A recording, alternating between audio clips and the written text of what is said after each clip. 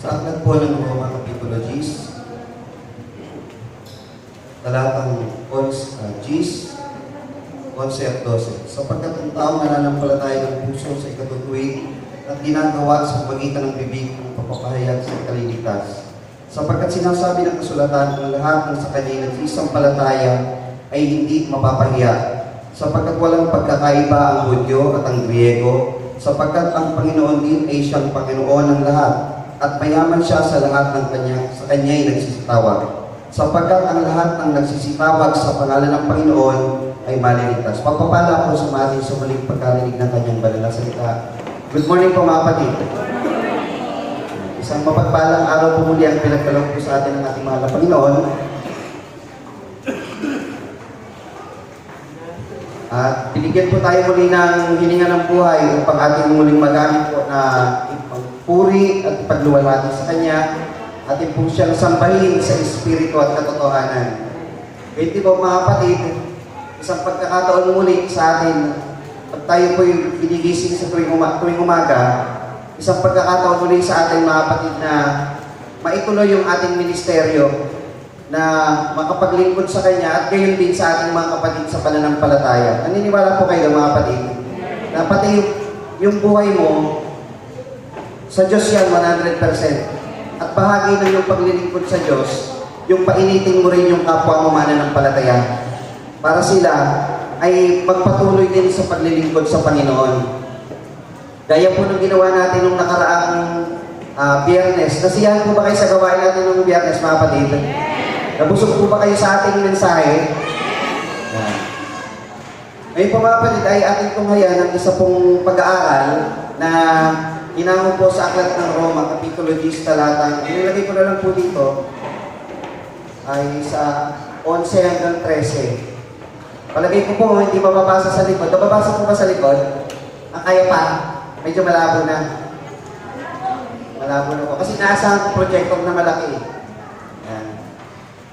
Kaya pag-isa nyo na lang po muna. Lalakasan ko na lang po yung boses ko. O, may Bible naman po mga kapatid. May Bible naman kayo dyan? Ayan, very good po. Ang pamagat po ng ating pag-aaral sa umaga po ito ay ang lumalapit sa pangalan ng Panginoon. Lalapit na lang po ako mga kapatid. Ang ating pong tema, kaligtasan para sa lumalapit sa pangalan ng Panginoon. Sa totoo lang po mga kapatid, nahihirapan po ako maghanap ng ipapaksa sa isang joint worship ng Upang at Malanday. Alam niyo po bakit mga kapatid? Nasa isip ko kasi baka naituro na sa Malanday. O kaya mapapaksa ko na hindi pa natuturo sa Malanday. Kaya nung nagtanong po ako sa ating Pastor Jun La Chica, hindi pa daw. Okay. Ito. Sa Kupang, naituro po ito pero kapiraso lang. Yung may 4 na bahagi, yung pang-4 na bahagi na ituro. Pero ngayon po natin bubuuin, yung huling bahagi nung naituro po natin noon, yung ang pamagat, ang lumalapit at sumasampalataya. Natatanda niyo mga taga-Kupang? Ang lumalapit at sumasampalataya sa Panginoon. Kaya nakukunin natin yung pinakahuling parte nun. Iisa-isahin po natin. So ito po ay Bible study. Mag-aaralan po tayo sa salita ng Panginoon. Maganda po kayong maglista. At meron po tayong pag-aaralang may kinalaman po sa lumang tipan. Tapos ilalagay po natin sa bagong tipan po yung application. Ang sabi po dito sa Roma 10:11 hanggang 13, sapagkat sinasabi ng kasulatan, so si Pablo, meron siyang binabanggit na sinasabi daw sa kasulatan. So meron siyang kasulatan na binabanggit. Ano yung kasulatan na yon? Saan galing yun? Ganun po kasi, ano po dito, paghimay po ng talata. Sapagkat sinasabi ng kasulatan, so may pinagkukuhanan siya na ibinabahagi niya sa mga taga-Roma. Pangalawa, ang lahat ng sa kanya nagsisampalataya ay hindi mapapahiya. Naniniwala po kayo doon mga kapatid? Meron siyang pinagkuha ng talata sa lumang tipan na pag lumapit ka daw sa Panginoon, hindi ka mapapahiya. Tatanggapin ka. Sa lumang tipan, ay nabentin ko tuloy. Sa lumang tipan, pag-ito tuloy kung saan. Ayun kasi. Sa lumang tipan, binanggit na daw po yun na ang lumalapit sa Panginoon, hindi mapapahiya. Tapos na tuloy, pag-aaral. Banggit ko na. O, bonus na lang po yun, preview. Pangalawang talata, Sapagkat walang pagkakaiba ang Hudyo at ang Griego. Yung Hudyo, anak ng Israel, di ba? Griego, yung labas naman, ibig sabihin, ito yung hindi, makahintilan, ibang lahi. Pero ito, mga Greeks talaga po ito. Pero sinisimbolo na niyan, yung hindi taga-Israel, Griego. Sapagkat ang Panginoon ay siyang Panginoon ng lahat. At mayaman siya sa lahat ng sa kanya nagsisitawag. Ibig sabihin, pag tumatawag ka sa Panginoon, hindi kakaunti yung kanyang ibibigay. Mayaman nga po eh. So yung kanyang pagliligtas, available, plenty, para sa lahat.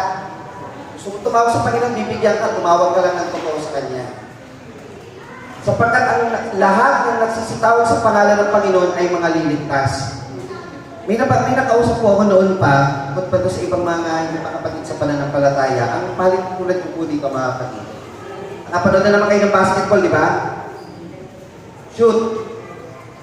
Hindi sa bola. Shoot ulit. 3 points. Lumayo pa sa 3-point area. Shoot ulit. Lahat ng shoot niya. Pasok, pero talo siya.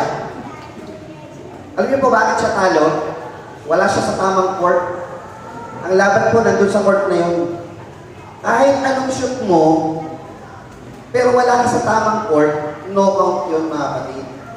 Ibig sabihin, kailangan, pag ikay maglalaro ng basketball, na gusto mong manalo, nasa tamang laro ka.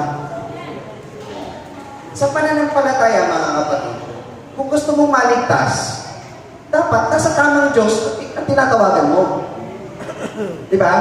Puri ka ng puri, hindi naman pala Diyos yung pinupuri mo, maliligtas ka ba doon? Pabautismo ka ng pabautismo, gawa ka ng ganito, wala ka naman sa tamang iglesia, counted ba yun? So, ang ibig sabihin po nito, lahat ng nagsisitawag sa pangalan ng Panginoon, ibig sabihin, sa pangalan ng Panginoon, tunay na pangalan ng Panginoon, yun yung maliligtas. Malino po ito, mga kapatid. Tapos na po yung ating mga kapatid. Yan na po yung kabuuan. Napaliwanag na po natin, di ba? Tumawag ka sa pangalan ng Panginoon, hindi sa ibang pangalan. Doon sa genuine Jesus Christ, doon sa totoong Jesus Christ, doon ka maliligtas pag doon ka sa Kanya tumawag ng totoo. O, mga kapatid, ngayon, ito po ang pag-aaral natin. Kumbaga, ito po yung ating introduction.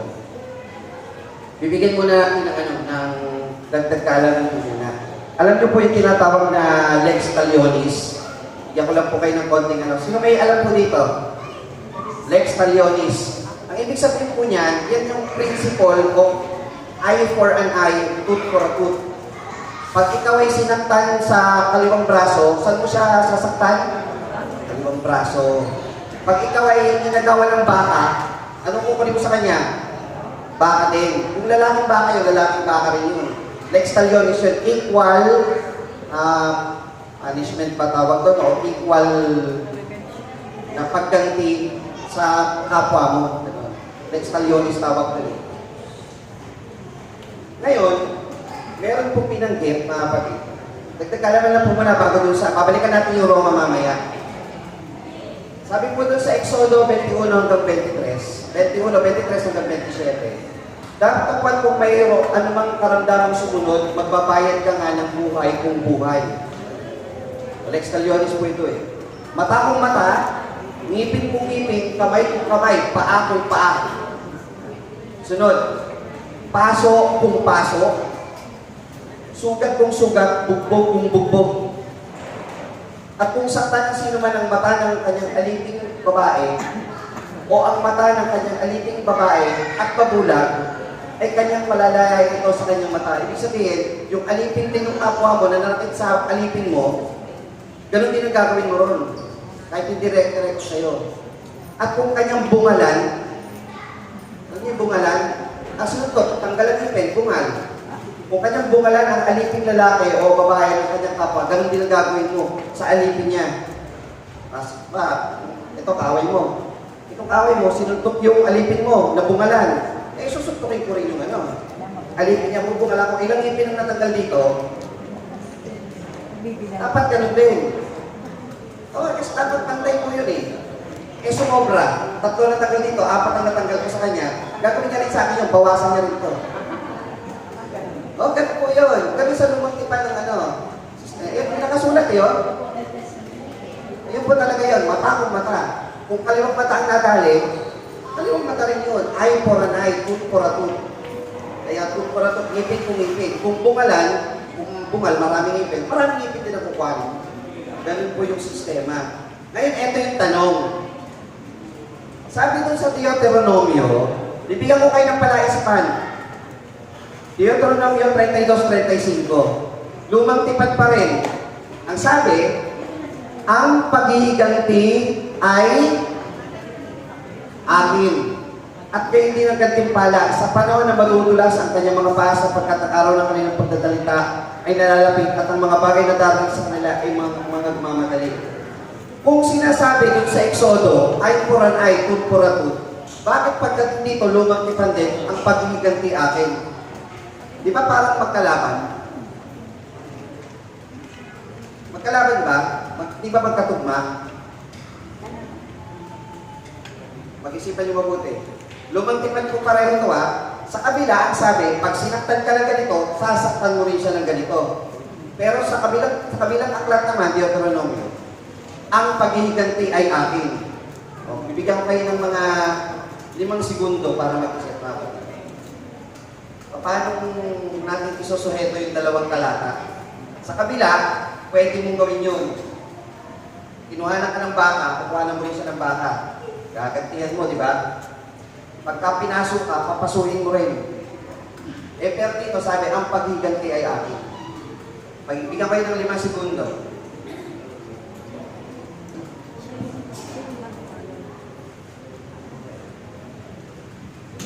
Ay, sasagutin po natin.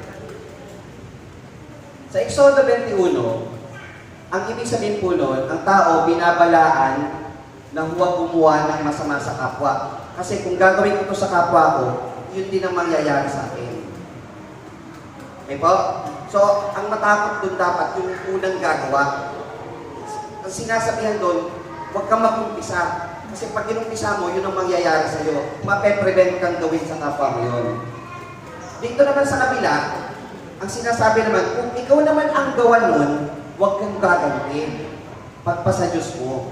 So, hindi siya magkalaban. Ako niyo po? Okay? Sa isa, pine-prevent ang isang tao na huwag gumawa, mag-umpisa. Hindi ko naman siya kuhanan ng baka Kuhanan din naman niya ako Parang inutangan ko lang yun. Parang ganun ang dating yun So, huwag kang mag-umpisa. Kasi baka di mo mapanindigan yan. Kung gumalang pa siya, para mabungalan din ako, hindi ganun. Huwag mong umpisahan. Diba? At pag ikaw naman ay may nangyari sa'yo, huwag kang gaganti, Diyos ang gaganti. So, hindi siya magkalaban. Ako ang pumapatid. Ngayon, ito yung tanong. Sabi dun sa bilang 35:19, palaisipan ulit, ang manghihiganti ng dugo ay siyang papatay sa pumatay. Pagka nasumpungan niya ng kanyang papatayin. Meron daw tinatawag na revenger of blood. Hindi naman ako yung gaganti Kaso may itinalaga sa Israel na tinatawag na revenger of blood. Yung revenger of blood, ano po yan? Ang tinatawag na kingsman o tinatawag na Goel, G-O-E-L. Isang malapit na kamag-anak ng isang taong nagrabyado na tinatawag o tinatalagang tagapaghiganti ng dugo. Halimbawa ako, nasaktan ako. Meron akong kapamilya na itinalaga talaga, na tagapaghiganti para sa akin. Automatic po yun. Ganun po ang sistema noon.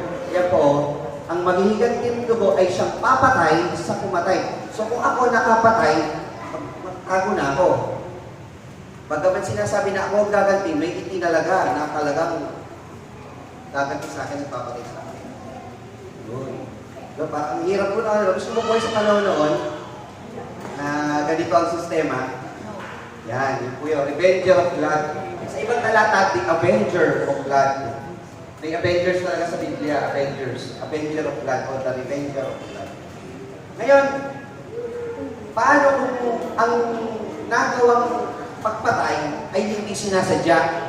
Driving pa lang po ito doon sa paksa natin, mga kapatid na medyo mahaba yung drive. Paano kung ang aking nagawang pagpatay sa kapwa, hindi ko naman sinasadya? Yan. Kasi merong sinasadya, di ba? Paano kung hindi hindi sinasadya. Hahabulin ba ako ng Revenger of Blood? Tingin nyo, hindi ko sinasadya. Hahabulin ba ako ng Revenger of Blood o tagapaghiganti ng dugo? Hahabulin pa rin. Kasi napatay mo pa rin. Yan. Hahabulin ka pa, nakapatay ka eh.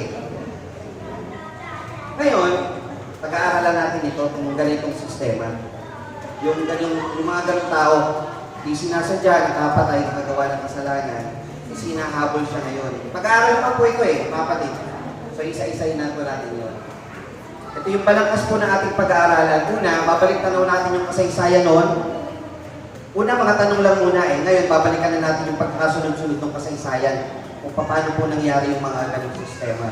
Pangalawa, ang taong nakapatay na hindi sinasadya. Yung ako, nakapatay ako na hindi sinasadya. Anong mangyayari sa akin? Anong gagawin ko?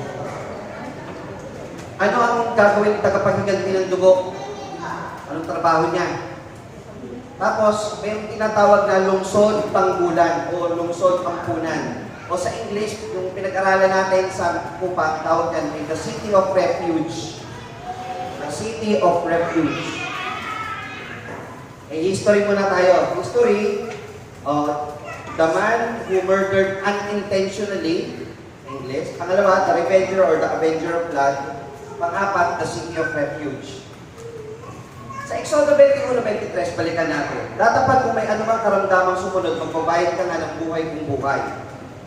Mata kung mata, ngipin kung ngipin, kamay kung kamay, paa kung paa. Tandaan niya mga kapatid. Pasok kung pasok, sugat kung sugat, bugbog kung bugbog. Ang sumakit sa isang tao na namatay ay papatay walang sala. Tingnan niyo doon sa 12 at 13. Yung, pansinin niyo ano po, ito, Exodo 21, ang sinundan niyan, Exodo 20. Yung Exodo 20, doon nakasulat yung 10 utos.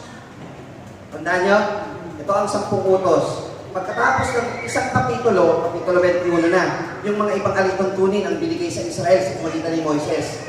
Sinasabi rito sa talatang 12 at 13, ang sumakit sa isang tao na mamatay ay papatayin ng pagsala. At kung hindi sinasadya ng isang tao, kundi Diyos ang nabulog sa kanyang kamay, ay lalaanan kita ng isang dako na kanyang kaligtasan, na kanyang tatakasan. Pag ang isang tao daw nakapatay ng sinasadya, papatayin ako, walang pagsala. Kasi buhay kong buhay. Pero kung hindi ko sinasadya, naglaan daw ang Diyos ng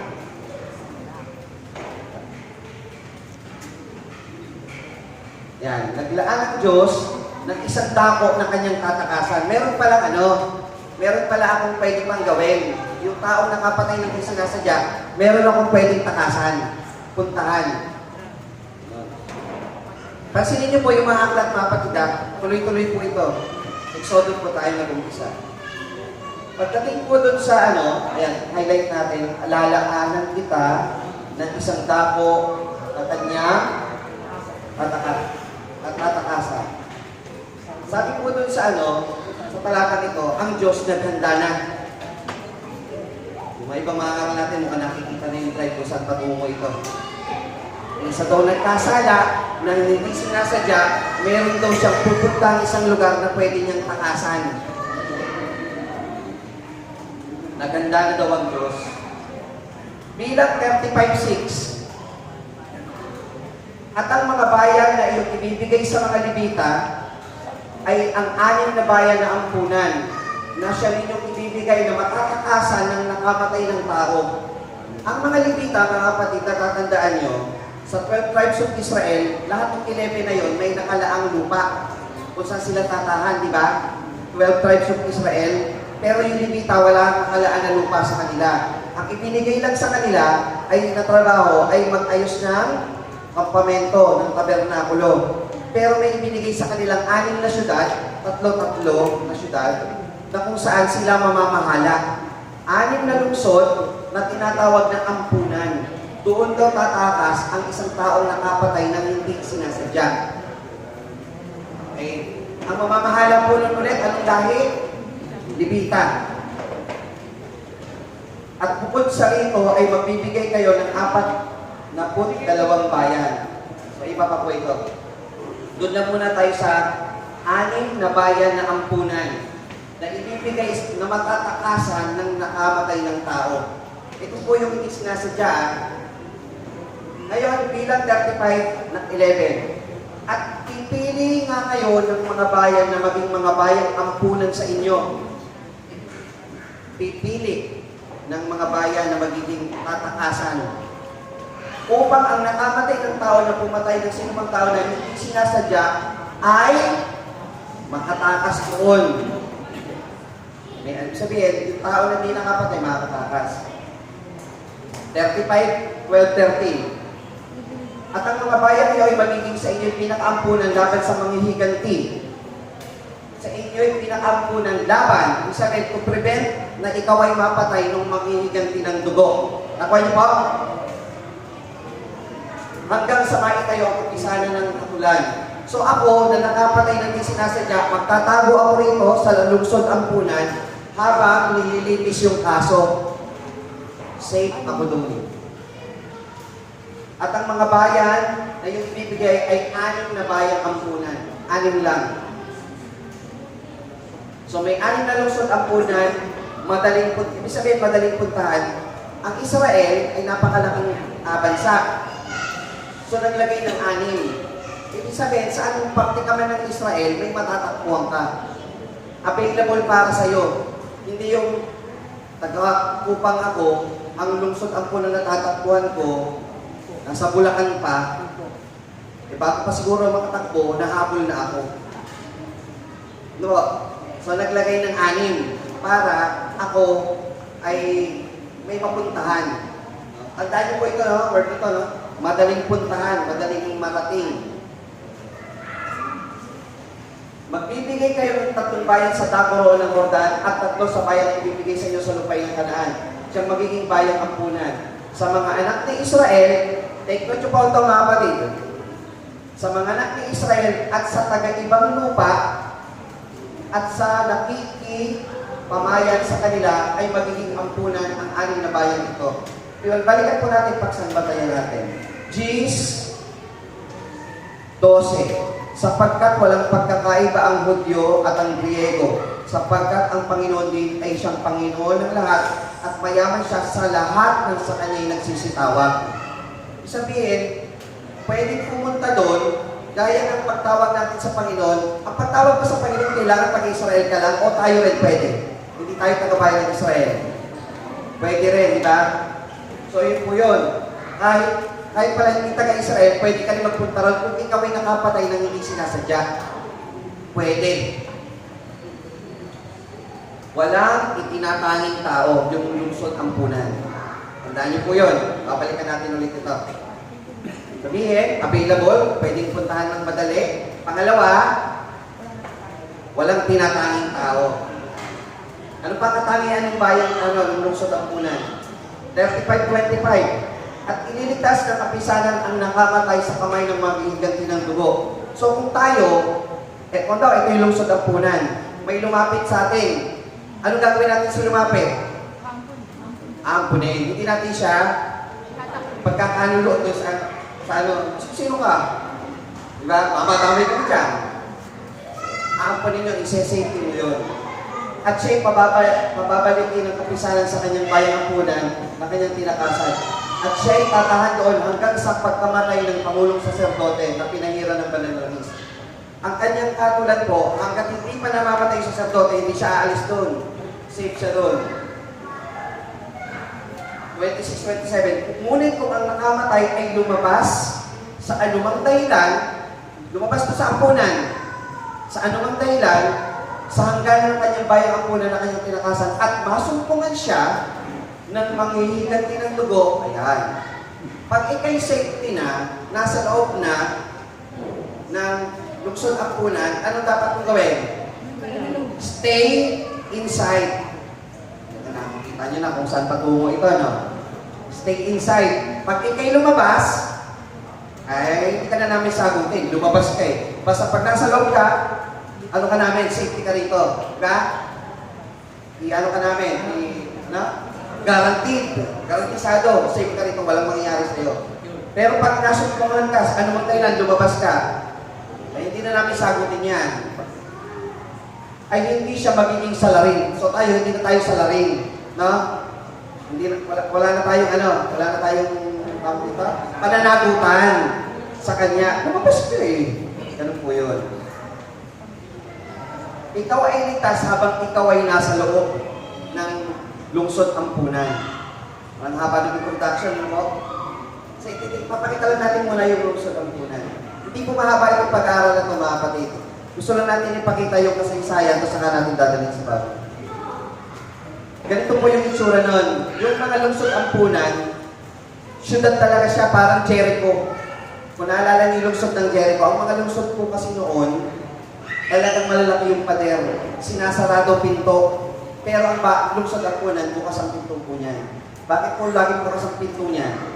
Para sino mang may tumakbo papunta roon, hindi yung kakatok pa lang, patay na.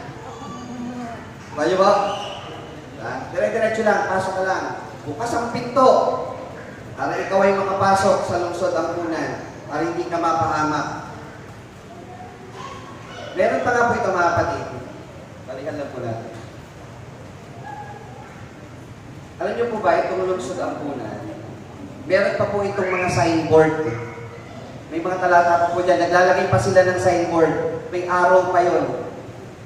To the city of refuge.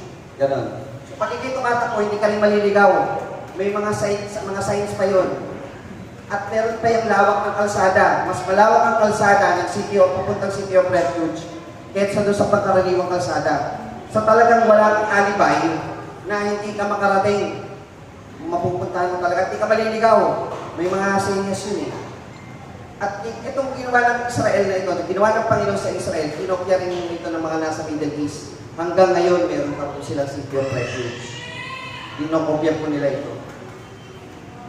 Nang magkakaroon inihiwalay ni Moises, Deuteronomio na, sa Exodo, ipinili ng Panginoon kay Moises anong gagawin. Ay, pinili ng Panginoon kay Moises. Pagdating ng Deuteronomio, nang magkakaroon inihiwalay ni Moises ang tatlong bayan sa Tabor ng Jordan, so, in-apply na niya, sinunod niya na yung utos ng Panginoon.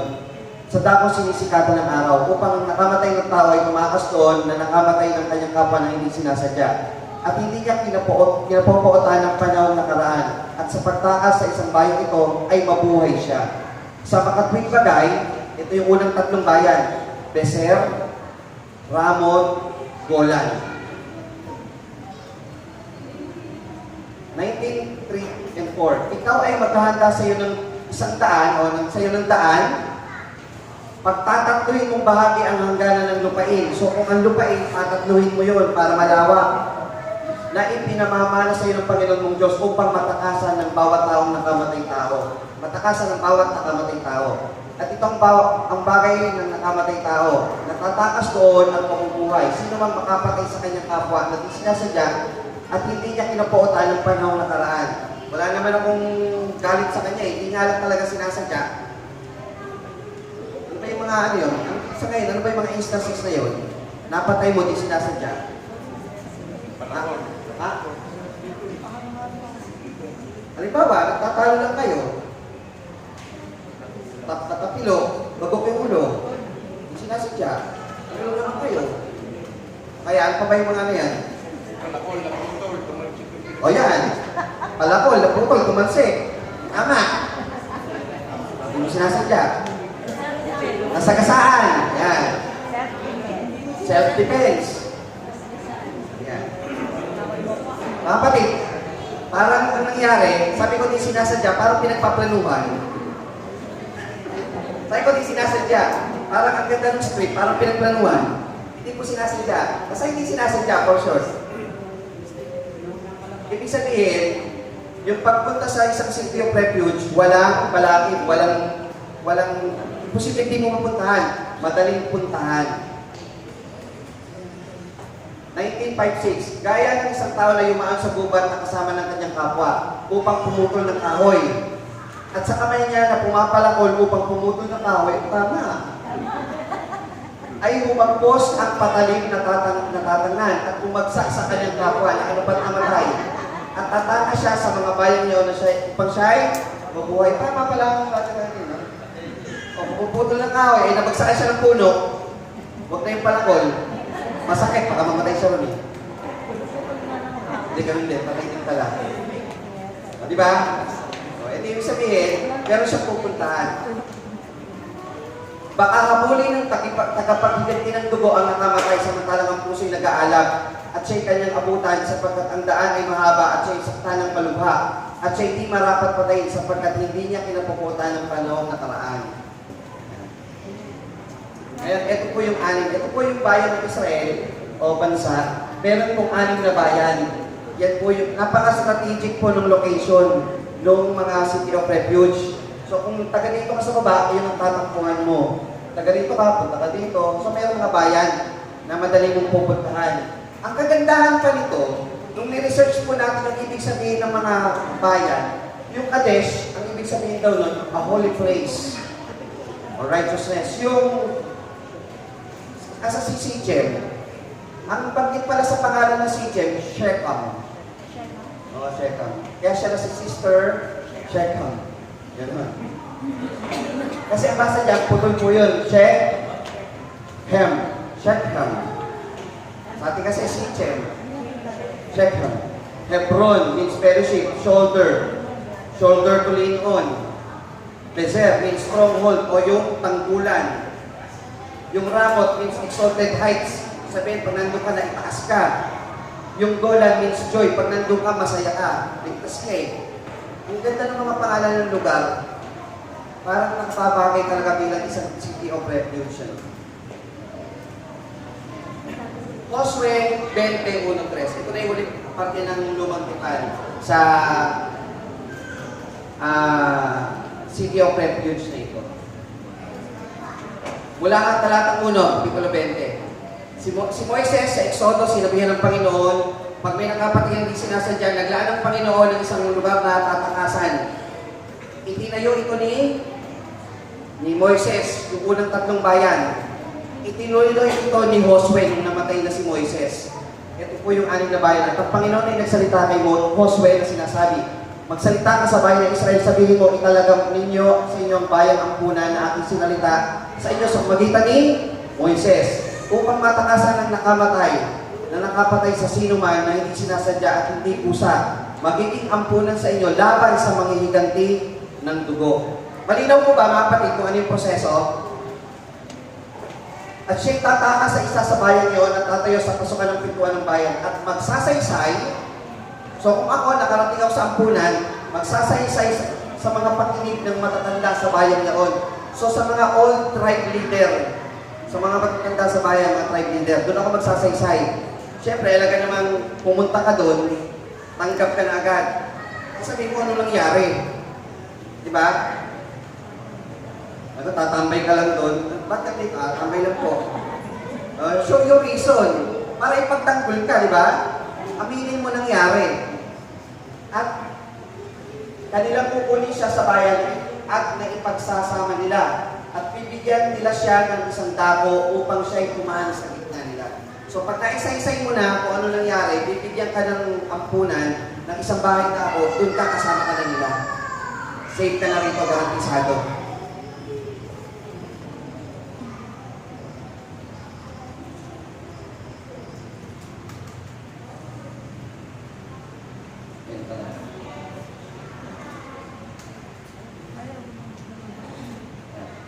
So, doon sa sunod na bahagi na to, meron dalawang pagkakataon na maglahad, magbukas ng sarili. Ikaw ay pakikinggan, ikaw ay kukupkupin. Diba? Pag nagpunta ka doon, tandaan mo, sa puso mo, para ikaw ay hindi mahiya na pumunta doon, huwag mong daanin sa sarili mong lakas yung kaligtasan mo. Na maghanap na lang ng ibang lugar, hindi ka safe doon. Kasi nagtalaga ang Panginoon ng isang safety lugar.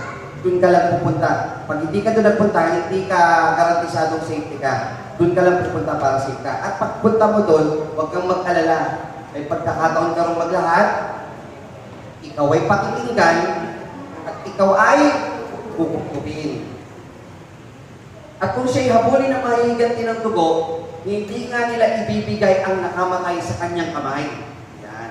merong commitment yung mga taga doon sa City of Refuge na hindi kanila ipagkakalilo bibigay. Sapagkat kanyang napatay ay sa kanyang kapwa na hindi sinasadya at hindi niya kinabutan ng una. At siya'y tataan sa bayang yaon hanggang sa siya'y tumayo sa harap ng kapisanan ng pangatulan.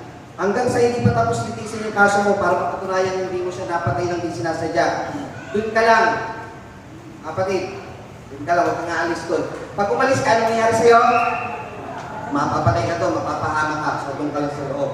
Hanggang sa ang pagkamatay ng Pangulong Saserdote na nalalagay sa mga araw na iyon, kung magkakauwi ang nakamatay at paroroon sa kanyang sariling bayan at kanyang sariling bahay hanggang sa pinagmula ng bayan na tinatasan.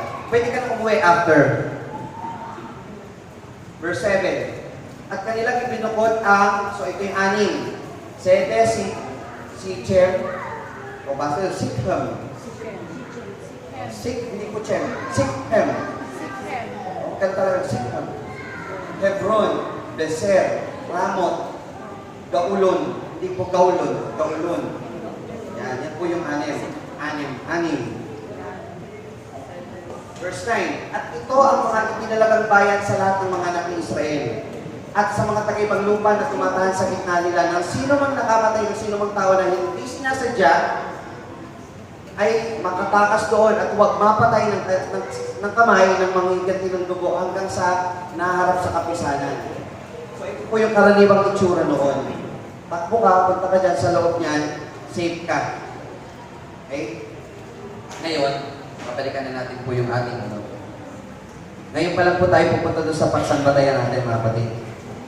Punta na po ba kayo, mga kapatid? Sabi ko kanina, 4 na parte. History pa lang po yun, 4 po ito. So, seryoso po.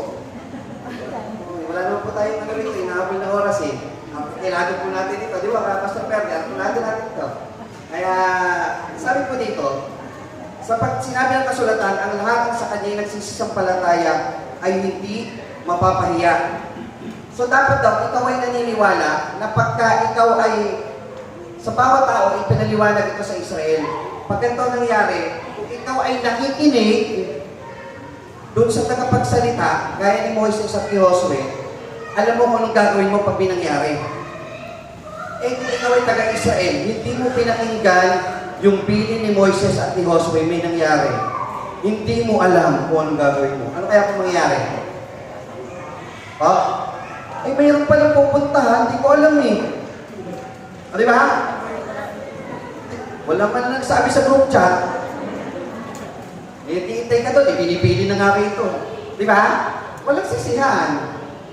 Makinig po kayo mga kapatid, baka hindi niyo po alam. Di ba? Saan tayo nakatutok? Makinig po kayo mga kapatid. Inuulit ko po, sabi dito, ang lahat sa kanya'y nagsisisampalataya ay hindi mapapahiya. Hindi ka mapapahiya kasi alam mo na may totoong sinasabi ang Diyos, na ang Diyos totoo yung sinasabi niya. Na ito'y maliligtas pag tumawag ka, di ba? Okay. Sapagkat walang pagkakaiba ang Hudyo at ang mga Griego. Sapagkat ang Panginoon din ay siyang Panginoon ng lahat, mayaman siya sa lahat ng sa kanya'y nagsisitawag. Pag nagpunta ka sa City of Refuge, ganito po ang itsura. Siya ay bilang kanlungan sa isang makasalanan. Kung ito'y nakagawa ng kasalanan, punta ka doon. Meron kang pupuntahan. Marami yun, reachable. Wala kang alipay. Makakarating ka doon. Ito po. Sa inyo po ba kapatid, available po ba makita ang Biblia sa inyo? May Bible pa po ba kayo sa bahay? Baka po hindi na reachable po sa inyo ang salita ng Panginoon, mga kapatid. Kung tayo naniniwala na ito ang salita ng Diyos ay magbibigay ng kaligtasan sa atin, huwag pong mahihiwalay sa inyong bibig, kundi inyong pagbubulayan araw at gabi upang inyong masunod na gawin ang ayon sa nakasulat dito, sapagkat kung magkagayon pag-iginhawahin mo ang iyong lakad at magtatamo ka ng mabuting kawakasan. Para magkaroon ka ng mabuting kawakasan, reachable yung salita ng Panginoon. Pero yung salita ng Panginoon, kuhanin mo. Isa puso mo, bulay-bulayin mo. Reachable yan eh. Malaya ka, kapatid. Makinig ka. Andiyan ang mga gawain. Available. Puntahan mo. Andiyan ang tagapagsalita, pakinggan mo. Andiyan ang Biblia, basahin mo. Ang problema, ayaw mong puntahan. Reachable naman siya. May malawak na daan. Bakit po sinasabi? Iba po ito doon sa makitid ang dahil sa kaligtasan at malawak sa kapahamakan. Hindi po iba ito ng punto. Ang ibig sabihin po rito, malawak ang daan, ang pagkakataon na ibinibigay ng Panginoon sa isang tao upang maligtas, malaki. Malaki yung kanyang pag-ibig. Di ba? Malaki yung kanyang pag-ibig. Sasampalataya ka. Magpapabautismo ka. Mananatili ka. Malawak ang kanyang pag-ibig. Naglalagay siya ng maraming paraan para sa isang tao, para siya'y maligtas. Puntahan mo na lang.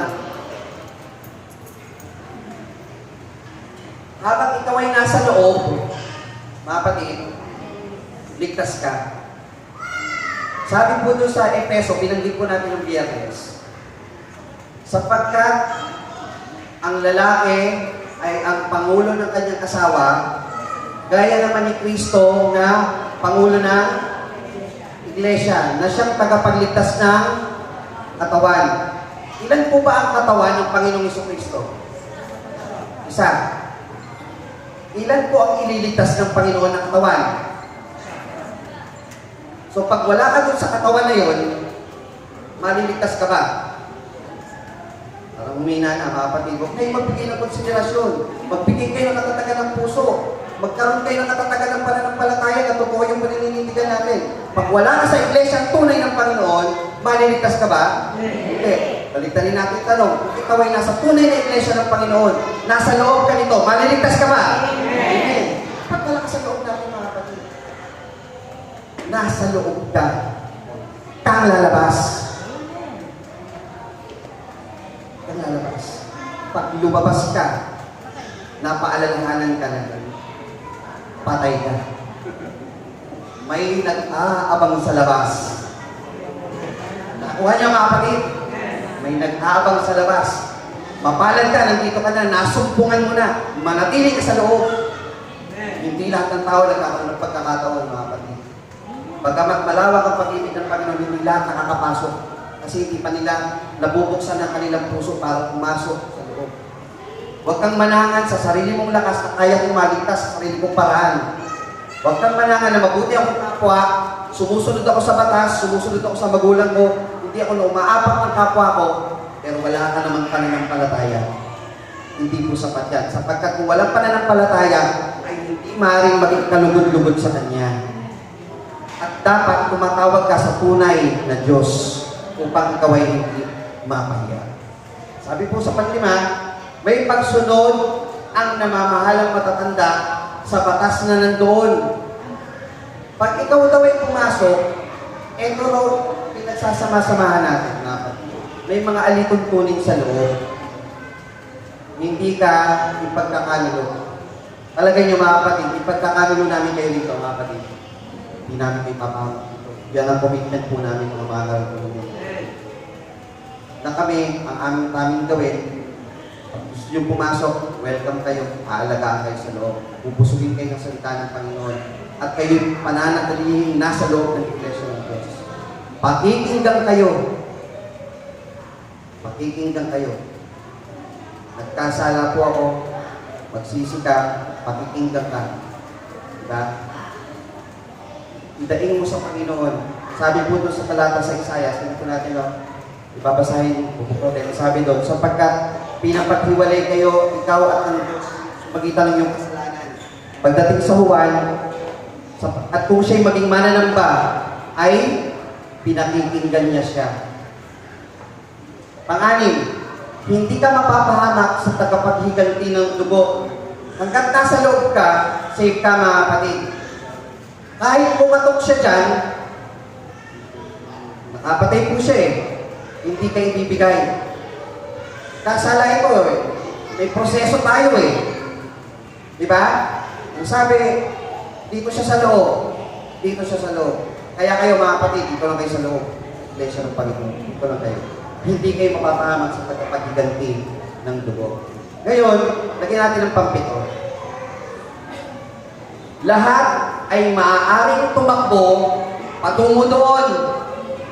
Sabihin, Sa lahat ng nagsisitawag sa Panginoon, maging Hudyo, maging Griego, maliit, malaki, puti o itim ang kulay, bata o matanda, kung gusto mong tumakbo, pupunta roon sa City of Refuge, may pagkakataon ka. Hindi ka mapapahiya, pakikinggan ka. Diba? Pag ikaw ay lumapit sa Panginoon, may kaligtasan ka. Yung tamang paglapit sa Panginoon. Sabi po doon sa Deuteronomio 4:7, isang paalala. Sapagkat anong dakilang bansa nga ang may Diyos na napakalapit sa kanila, na gaya ng Panginoon nating Diyos, kailanman tayo'y tumawag sa Kanya. Napakapalad daw sa isang tao o sa isang bayan na may Diyos na malapit. So napakapalad nila, di ba? May malalapit, may tatakbuhan sila eh. Kailanman tayo'y tumawag sa Kanya. Pag tumawag ka, yun yung ibang salita niyan, lumalapit. Tumatawag, you are reaching to God, lumalapit, tumatawag sa Panginoon. So pamagat natin ang tumatawag sa pangalan ng Panginoon. Magiging mapalad ka pag ikaw ay tumatawag sa Panginoon. So tayo mapalad na mga kapatid. Kasi tumawag na tayo sa Panginoon, lumapit na tayo eh. So paalala lang kanina, ngayong sinagot ang iyong pagtawag, nasa loob ka na. Ano kung paalala? Huwag lalabas. Bawal lumabas. Okay, lalabas. Ang Diyos, sabi po sa awit 46:1, ay ating ampunan at kalakasan handang sa kulolo, sa kabagabagan. Yan daw ang Panginoon, our refuge, our strong refuge. Sabi pa sa isang talata, sapagkat sinasabi ng kasulatan, so nakita nyo na yung kasulatan, sa sinasabi, ang lahat ng sa kanya nagsisampalataya hindi mapapahiya, sapagkat walang pagkakaiba ang Hudyo at ang Griego, sapagkat ang Panginoon din ay isang Panginoon ng lahat. Mayaman siya sa lahat ng sa kanya nagsisitawag. Tumatawag po ba tayong palagi sa Panginoon, mga kapatid?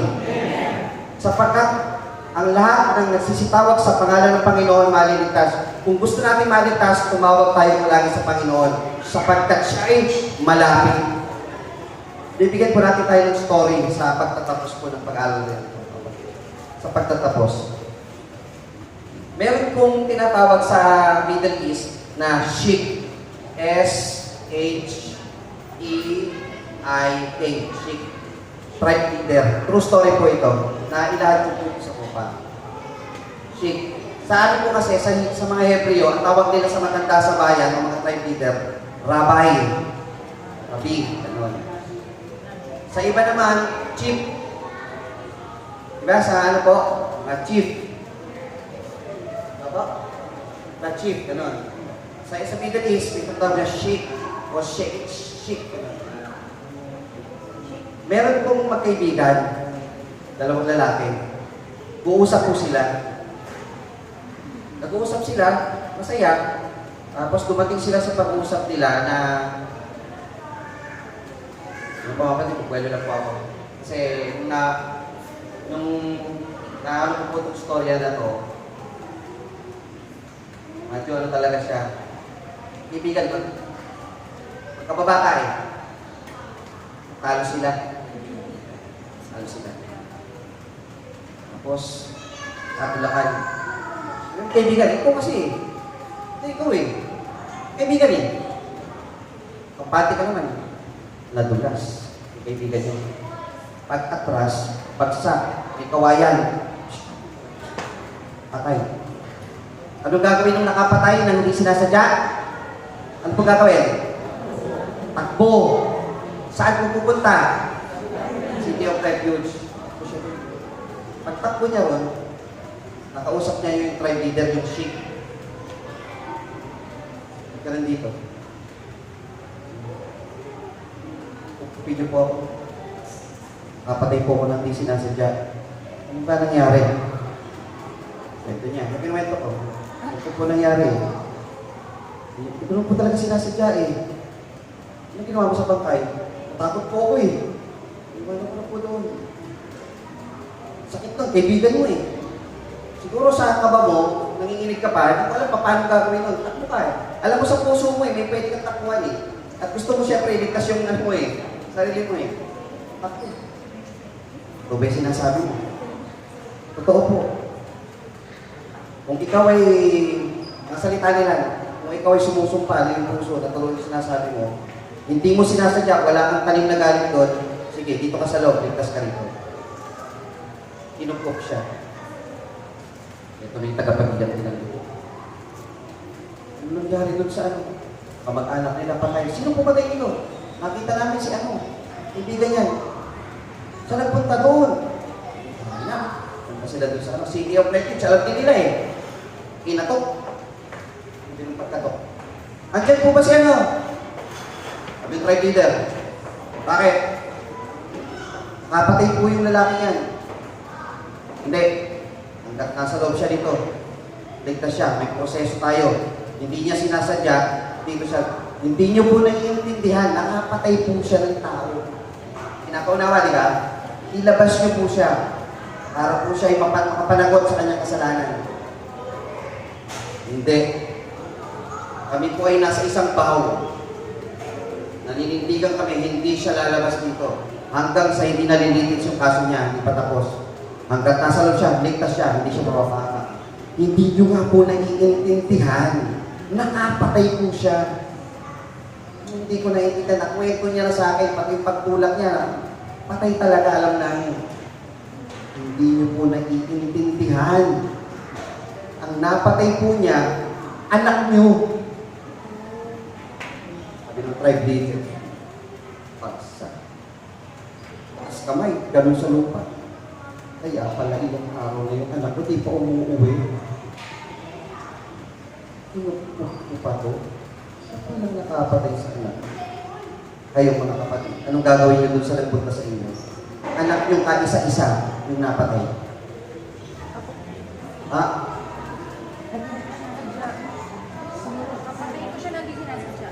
Naintindihan niyo na po ba? Malinaw, naintindihan ko. Napatay siya. Ano napatay niya, anak ko? Sige, anak ko, patay na. Patay na, pwede niyo na na-revive. Sige, ganito. Dahil wala ng anak ko, etong nakapatay, mula sa araw na ito, siya na ang magiging anak. Lahat ng ibibigay ko sa anak ko, kanya na. Lahat ng pag-aari ko, kanya na. At hindi siya papapahamak hanggang siya'y nasa piling ko. Hindi siya lalabas dito, hindi siya papahamak. Akin siya, mamahalin ko siya bilang isang tunay na anak. Lahat gagawin ko para sa kanya. Lahat ng dapat ibigay ko sa anak ko, sa kanya mo ibibigay. Umalis ka. Siya na ang anak mo. Mga kapatid, dahil sa ating mga kasalanan, hindi nyo ba alam mga kapatid, napako ang Panginoong Isus. Alam nyo ba yung mga kapatid? Napako sa kusang Panginoon. At sa pagkapako niya, tinubos tayo sa ating mga kasalanan. Sabi po, kung tayo'y mananampalataya sa kanyang ginawa sa bawat isa sa atin, Juan 1:12, datapwat ang lahat ng sa kanya'y nagsitanggap ay pinagkalooban niya sila na tawagin mga anak ng Diyos. Kayo na ngayon mga kapatid, ang anak ng Diyos. At kayo'y nasa loob ng iglesia ng Panginoon. Kayo ay pinupukpok ng Panginoong Diyos bilang sariling anak. At lahat ng ipamamana ng Panginoon sa atin nakahanda na mula noong una. Naniniwala ba kayo mga kapatid? Eksodo pa lang, inihanda na ng Panginoon ang isang tatakasan nating mga hindi sinasadyang nagkasala sa hindi nating pagkaalam. Noon pa man, alam na ng Diyos ang pagmamahal niya sa atin. Tumawag lang tayo sa Kanya. Lumapit lang tayo sa Kanya. Ililigtas tayo ng Panginoon. Ituturing niya tayong tunay na anak. Manatili lang tayo sa pagtatapat sa Kanya. At kailanman, pag lumapit ka sa Panginoon ng buong puso, pagtatapat, at buong pagsisisi sa iyong nagawang kasalanan, never kang mapapahiya, never kang mapapahamak, sapagkat ang lahat ng tumatawag sa pangalan ng Panginoon ay maliligtas. Pagpala po sumatin sa muling pagkakaroon. Ang tanong Panginoon, gawa po ay nadagdagan po ang ating kalaman po sa Biblia at nadagdagan po ang ating pananampalataya na tayo po mga kapatid ay tumawag sa Panginoon at tayo na po ay kanyang mga anak. at kanyang ililigtas pagdating ng panahon. Maraming pong salamat, magandang umaga po muli sa inyo lahat. Tayo po'y sama-samang manigluhod at panalangin.